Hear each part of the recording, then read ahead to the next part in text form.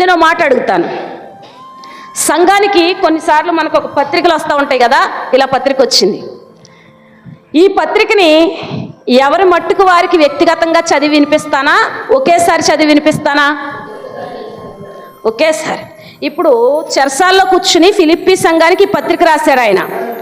సంఘములో గట్టిగా చదివేవారు, అర్థమయ్యేలా చదివేవారు ఒకరు నిలబడి చదవాలి.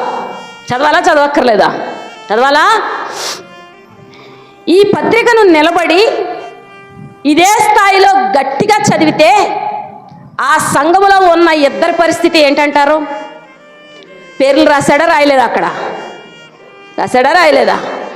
పేర్లతో సహా మీరు ఏక మనస్సు కలిగి ఉండండి అని దేవుడు గట్టిగా చెప్తే ఆ సంఘం ముందు వారిద్దరి పరిస్థితి ఎలా ఉండుంటుంది అంటారు? అక్కడ దాకా తెచ్చుకోకూడదు, అక్కడ దాకా రాకూడదు. ఎందుకు ఏక మనస్సు కలిగి ఉండలేరో చెప్పనా?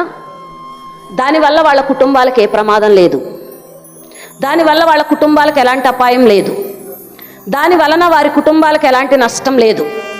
కానీ దేవుని కుటుంబానికి అపాయం ఉంది, దేవుని సంఘానికి నష్టం ఉంది, దేవుని సంఘానికి కీడు ఉంది. అందుకే వారు కాపాడుకోలేకపోతూ ఉన్నారు. తమ మీదకి ఏదైనా వచ్చినప్పుడు జాగ్రత్త పడతారు, కానీ దేవుని సంఘం మీదకి ఏదైనా వస్తుందని తెలిసినా కూడా దాన్ని నిర్లక్ష్యమే. కానీ దేవుడు నిర్లక్ష్యం చేసేవాడు కాదు. సాధారణంగా ఎక్కడైనా సరే ఇద్దరు మధ్యలోకి గొడవ వచ్చిందనుకోండి, ఇద్దరు ఏక మనస్సు కలిగిన వారుగా లేరనుకోండి, ఇద్దరి మధ్య విభేదాలు ఉన్నాయనుకోండి, అటు పక్కన కొంతమంది ఉంటారు, ఇటు పక్కన కొంతమంది ఉంటారు. కొంతమంది వైపున ఎక్కువ మంది ఉండొచ్చు, కొంతమంది వైపున తక్కువ మంది ఉండొచ్చు. కానీ రెండు గుంపులుగా మాత్రం తప్పకుండా కానీ ఆ రెండు గుంపుల వల్ల సంఘం పాడైపోతుంది.